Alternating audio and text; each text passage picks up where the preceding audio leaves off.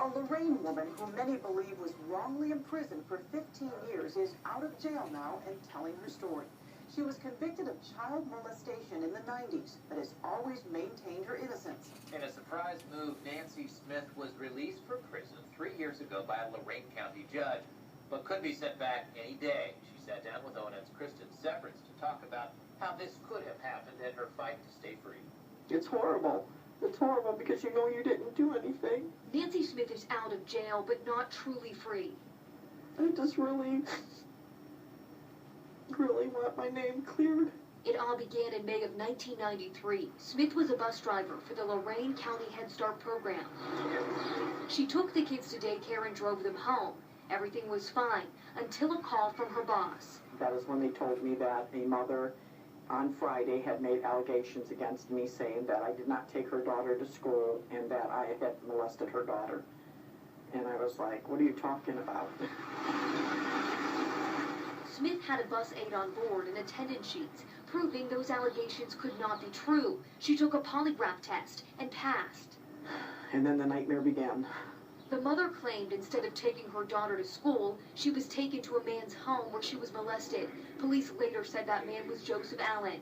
No, I've never met him. I've never talked to him. I've never even seen him. I'm not really concerned that she's ever going to go back to prison. Smith's attorney is Mark Godsey with the Ohio Innocence Project. They got involved in 2005. He said other parents started coming forward. I was at school today, and she goes, well, we didn't go to school today. We went over Joseph's house to play games, and then I knew something was wrong right away. There was one mother who started it and really started fueling it and sort of trying to draw other people in. Smith was arrested that November. State of Ohio versus Nancy Smith. Then came the trial. First of all, you read the trial transcripts and the police records, and the children are changing their story. I mean, when you're innocent, you don't think that, that people are going to believe these lies. You just think, you just trust your justice system. She was found guilty and sentenced to 15 to 90 years in prison. I was thinking, who's going to take care of my children? It was like I lost a parent, but she was still alive. Smith had to watch her children grow up from jail, missing their weddings and the births of her grandchildren. The worst part was when they would come and then they would have to leave and I would have to sit there in that chair and watch them walk out the door. Her daughter, Amber Smith, became her voice on the outside, getting the Ohio Innocence Project involved and meeting every week with a former detective on the case. We watched the lineup tape together. He pointed out everything that was wrong on the lineup tape. The lineup tapes show children being brought to the police department to pick out suspect Joseph Allen. Godsey says in the tapes, you can see the kids being coached, even told who to pick. The jury never saw those tapes. What color shirt did he have?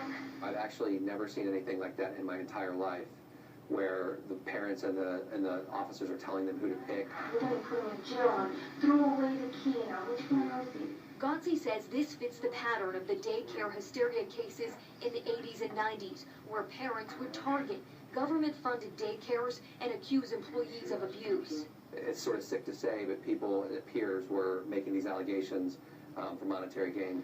Which one you pointing The families that made the original allegations did sue Head Start and received millions of dollars. And that's what's sad, is that it all was created over money in the first place.